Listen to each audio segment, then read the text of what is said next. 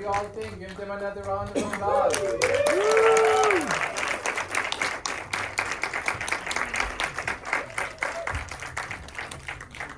Okay, everybody, come. You will this. So we have a lot of people from both crews. I'm sure you all have a lot of questions. Two really interesting films. We don't have that much time today, but the whole crews are going to be outside, so you can feel free to ask more questions if you have. Also, don't forget to vote for the audience award. We'll start with the short film, and then we'll go to the longer film. So, I have to say they're both very different, but super interesting. I think what unites them is how fresh they were, how original they were, how unexpected they were. So tell me a little bit about the genesis of your story, and also, what are your plans? Do you want to expand it, or a series, feature? Well, it's inspired by Will's real life. This is Will. Right here. I usually try to describe it as a documentary about Will. It's just kind of on stage, but it's inspired by Will's life. And I'm a friend of Joe's, Joe Pera, who narrates it. And we went to school together, and I wanted to do something that I know he could use his great voice for. So my friend Dave right here, he's the writer, wrote all the narration. And we knew we wanted to narrating Joe's voice based on Will's life. That's where it comes from. And it's the first part of a 1 hour long series. So hopefully it finds a spot on the internet. Woo! Wow, It was great. where did you film it? Around Pittsburgh, Pennsylvania, where I'm from. Shout out. So cool. It has such a unique texture and look. Before we'll try to do one in one, so just maybe everybody, there's so many people from the crew and staff, everybody, so just say your names and what you did on the project. And also maybe one more thing, say one thing you learned during the making of this very original piece. My name is Isabella Bobadilla. I play Anna.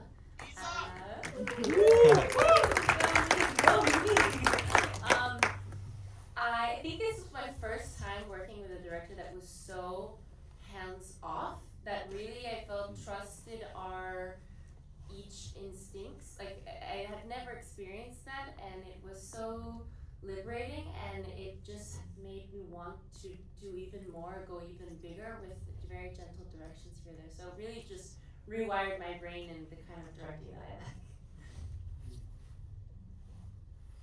like. Hi, I'm Serafin Falcon. I played Radel.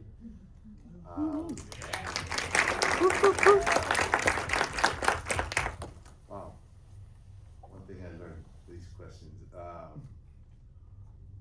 Well, on a technical acting side, just keeping track of everything when I was going back and forth between past and present and making sure that it was consistent, since things are shot out of sequence in my own head.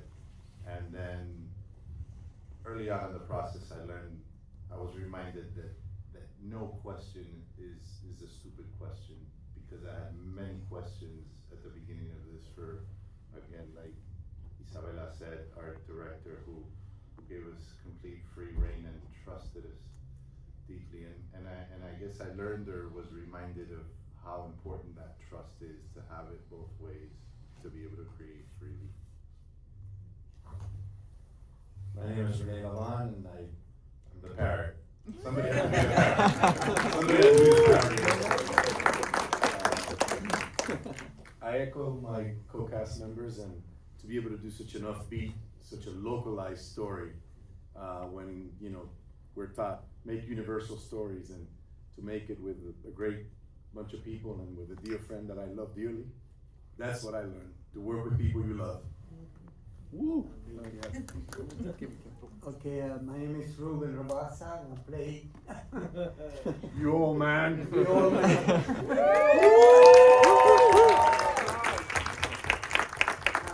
One of the reasons that I loved about this film is the problem that happen when you start getting old.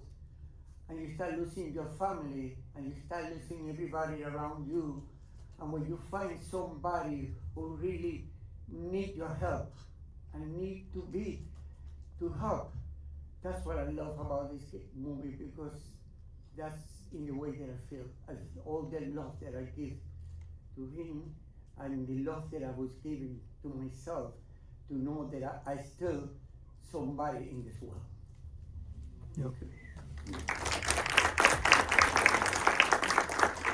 I'm Gabriel de Varona, directed, co-wrote, and co-edited the film.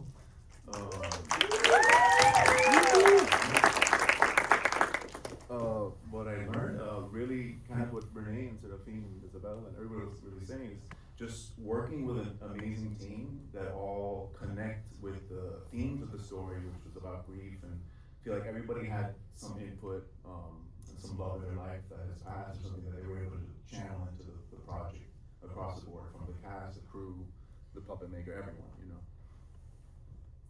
I don't know if that was a lesson, but it's something I took away from the process. What was the hardest thing for you? The hardest thing? It took me a long time to put one hard thing, but I'll circle back to that one. Everything was hard. Yeah. Hello, I'm Eric. I'm the guy that made the parrots for the film. I love these puppets very dearly. This film really means a lot to me to see it come to life. This was the first screening that I cried at of it. The last one, I was just taking it all in, but this one got me a little bit. I don't know. I lost my mom right before this too, and seeing it was really I don't know. It was very, very endearing. The moments where Rubén is, in the kitchen and he's feeling it, that's very real, and it's a beautiful film. Yeah, yep. I'm very, very grateful to be a part of it.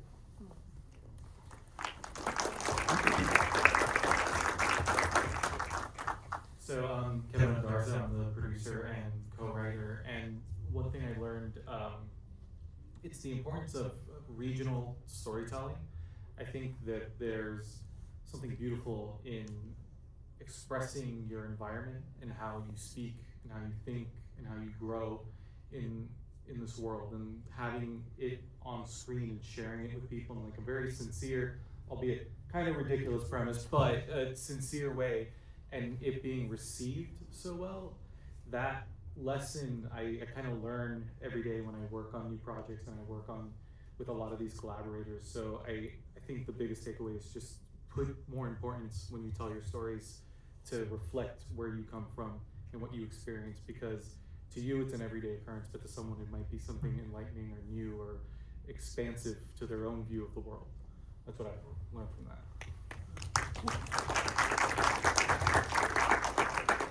Hey, I'm Alma Langshaw. I first AD'd the movie, and I also designed the closing credits. I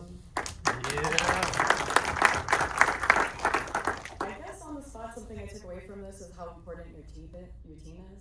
Having a really good, cohesive team that's, everyone's got each other's back, everybody was helping each other in every single way, and we were very lucky because, Kevin put together such an amazing crew. We all had worked together in some capacity before in different projects, so communication was easy, and it was just kind of like summer camp every day. Super stressful summer camp, but also super fun. So that's what I took away from it. Before we open it up, I'd just like Will, and I forgot your name. Dave. Dave. So both of you talk a second about your film and also what you learned from it.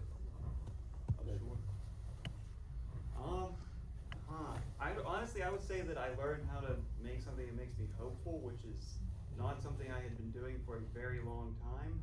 I find the series to be very optimistic and to just be warm and loving and embracing, and it's just not something I've ever really tried. So that's what I would say.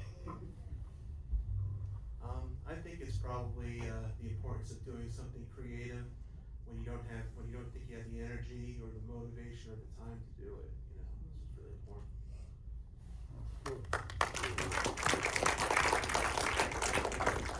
Okay, questions? Sure, to the feature. Anyone? Yes. novelists you read? 'Cause that narration had everything from Raymond Carver to Franzen. What do you read? Nonfiction. I really do not Are read you novels kidding at me? all. Yeah, that's correct.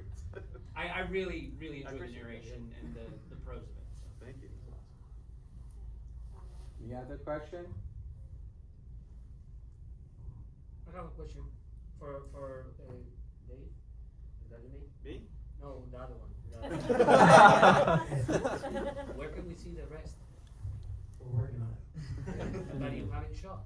No, we haven't shown it anywhere yet. We're hoping to find some platform to stream it on very soon. Awesome. One question? Yeah. Did the parrot have a nickname on set? Honestly, no, it was just Joel the whole time. Just the parrot. He had his little name tag the whole time, yeah.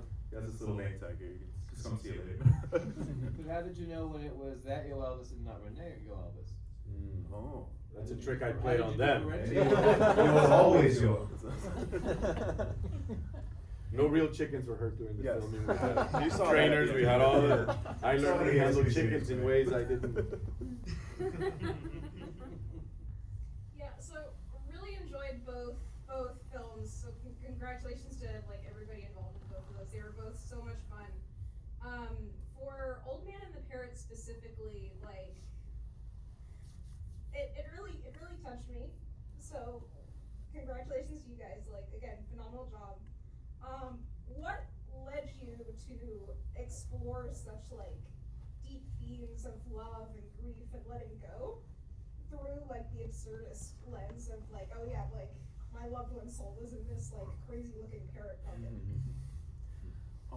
It honestly started from, I had gone through a few years where I had lost a lot of some close family members and friends. And I myself had a pulmonary embolism and I was in the hospital for a bit. So kind of, I guess dealing with all that grief was just running around in my head. And I'm not a very serious person in real life. I like to mess around and joke around. And I always lean towards joking versus being serious. So I guess in that processing, like that's what came out, like this wanting to approach it in an absurd way, but also wanting to stay true to like and be honest with about the process of grief and like moving on and accepting that someone is gone from your life and how do you do that exactly? Should you even just accept that they're gone completely, or there's always something there that you're gonna hold on to? So yeah, that's on my end where it came from. You know, anybody else want? Yeah, I think another exploration of grief, I mean, we've all lost people close to us, and there's always that moment when you're exploring grief and you're exploring it with, people and you're reminiscing about these small things, and oftentimes what you really focus on is the joy and the comedy and the laughter of it. So when playing with that idea, instead of being so exploring it in a way where it's reminiscing about the absurdity, we kind of just front loaded the absurdity with the premise and then used the exploration of love and grief and how to receive love through that lens.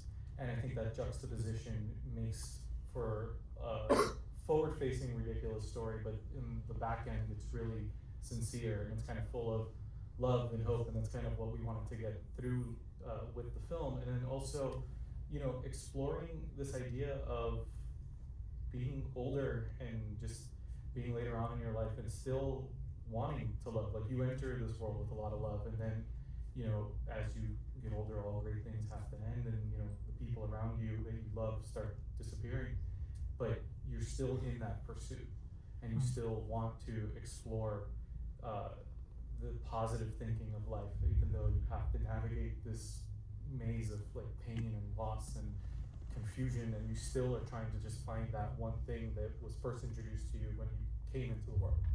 And that's kind of how we were exploring it that way. Any other questions? I have a question. I was wondering what the collaboration between the directors and the writers and Rubén were.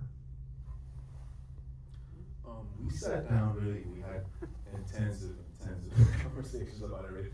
For like a week I sat with him in the script, I went through every single line of dialogue, like, he's like, no, that's not how we Cuban would never say that. You know, that's that was constantly editing and then changing. The same with Renee and Serafine and Isabel.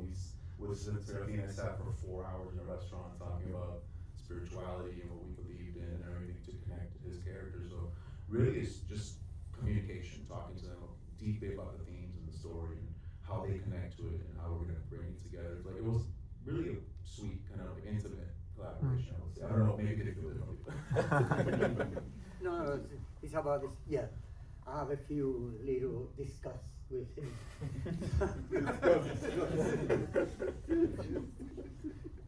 Because he was born in here and I was born in Cuba, so there's a little bit of difference of history. And sometimes I tell him, no, that's not happened. That this is not the way. It's got to be this way. So there's, well, you know, but yeah. Yeah, we get. Yeah, that's right. That's exactly how I was on set. He's my friend for over 35 years. I'm always on him about his English. He had to teach me how to speak English in this way. Thanks. Thank you. I don't know if there's time. I don't know when they'll tell us we have to go, so maybe we'll do one more round with everybody and talk about what is the next thing you guys are working on. And if there's anything else you wanted to talk about, what you learned from making this one, or things you felt were kind of little stories from the production. So I'm giving you 3 options. So if somebody says I learned nothing and I'm doing nothing and I'm retired, then talk about some little story. Yeah, so I work a lot. I get bored very easily, so I kind of throw myself into a lot of projects. We just wrapped another feature called Wastelands that's completely different from this. It's actually like a punk rock noir, like Miami story. It's all night. It's all about Miami that you've never seen. And then we just finished another short that's like a proof of concept for a feature about our local natives of the Miccosukee tribes in the 1950s. They were kind of fighting for the recognition as a tribe, and the United States government didn't want to give it to them, so they actually were contacted by Fidel Castro in Cuba, and he was willing to give them recognition in exchange for putting some stuff in the Everglades that the United States government didn't have to know about, and that caused like a big political turmoil, and then at the end it actually caused the recognition of the tribe, and that's how we recognize them today in Miami. So those are 2 projects that I'm working on, and I think I will not touch on all the other options, so pass the mic down to Sure. Yeah, I worked on both of those as well, and Gabe, Rubén, and I are actually working on a script right now for another movie. So Rubén's script. Yeah, Rubén's script is his story, and this one's a very touching one, so I'm really excited to get this one done. Yeah, it's called In Love with the Moon. Yeah. In Love with the Moon. That's the name. For as far as like the question you asked before about what was the most difficult, we shot this in 10 days. So that was the most difficult thing, just shooting this entire thing in 10 days. Like, trying to get things done, and we never really went over time. Any of those 10 days. We shot. What was it shot on? On the Sony FX3. FX3. Wow. FX3 looks amazing. Yeah. And the color correction, which actually our DP's still up there, but Kevin Marie's our DP in color is like staying up there, and Jess Martinez, our production writer. You guys want to show it so everybody can see it. They're very shy. But he did the tremendous work of the color correction and shooting it, and we shot with some like vintage lenses to get it that kind of. And it was mostly on a gimbal. Yes. There's like It was all on a 1 or gimbal. 2 shots on a tripod. Everything Yeah. else was on a gimbal. So yeah, we got away with I it. thought it was a red. It looked really good. Oh, no. Yeah, it's all thanks to him. It was, we were able to be nimble with the gimbal. Yeah. You know? Nimble with the gimbal. Okay. Oh. I have 2 movies coming out as a director this year. It's called Red Light. It's a LGBTQ thriller. And then another one is an LGBTQ romantic comedy called Startup Love. So we're making movies in South Florida, guys. That's what it is. Yes. I'm co-producing, narrating, and playing sort of a spirit-like character of Calle Ocho for a documentary called Ventanitas, which is being directed by Joe Cardona. He's directed many documentaries, and there hasn't been, if I'm not mistaken, a documentary about South Florida, about Miami, since I want to say the late 60s, and none really done about Little Havana in particular, which is very special to me because I was born and raised there. And like when the many years I lived in LA, people would say, "Oh, I've been to Miami." I would always say, "I buried my dad in Miami." So it's very special, and that's what I'm. Don't curse anybody on this one. So yeah, and a few unknown projects that I know are coming my way as a result of this. So put it up with this. I'm always working. I do voiceover commercial films where my heart lives. I am in a lot of independent productions in South Florida. Wastelands that I just spoke of. We have another actress Brittany right here that's also in Wastelands. I'm there. I'm in another like magical surrealist feature that's in Everglades called Water, Water Everywhere. But yeah, you can't escape me. Radio, commercial, film, I'm everywhere. I try my best, but I work all over the country as well, so and the outside. We're trying to get a second season of Yes.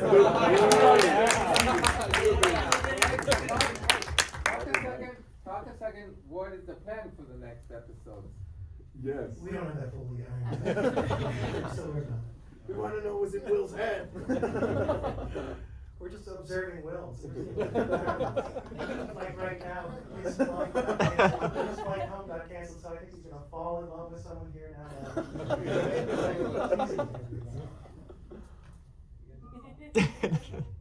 Oh, we're a package, so. I also just want to say these people are incredible. Like the programming was just perfect. Meeting these people, it's just like one heart. It's phenomenal. So. Same here.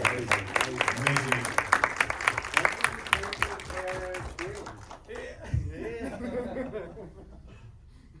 Wait, Will, what are you? I'm not sure what's next. I haven't really thought about it, like in terms of acting or anything, but I will definitely be gardening this summer when it gets warmer. We have to leave it in this, but they're all going to be here outside, so you can talk to all of them. And if you like the movie, then don't forget to vote for the Audience Award. It's a very prestigious award. And check out all our other movies. We have a lot of amazing movies. This year is a very special program. It has amazing movies like these two movies. And congratulations, you guys. You made something really special, original, unique. You saw much the audience loved it. I loved it. So congratulations. And review on Letterboxd. We are on Letterboxd too, so if you have a Letterboxd account, you want to give a good review. If you don't want to give a good review, then don't say anything. Good night, everyone.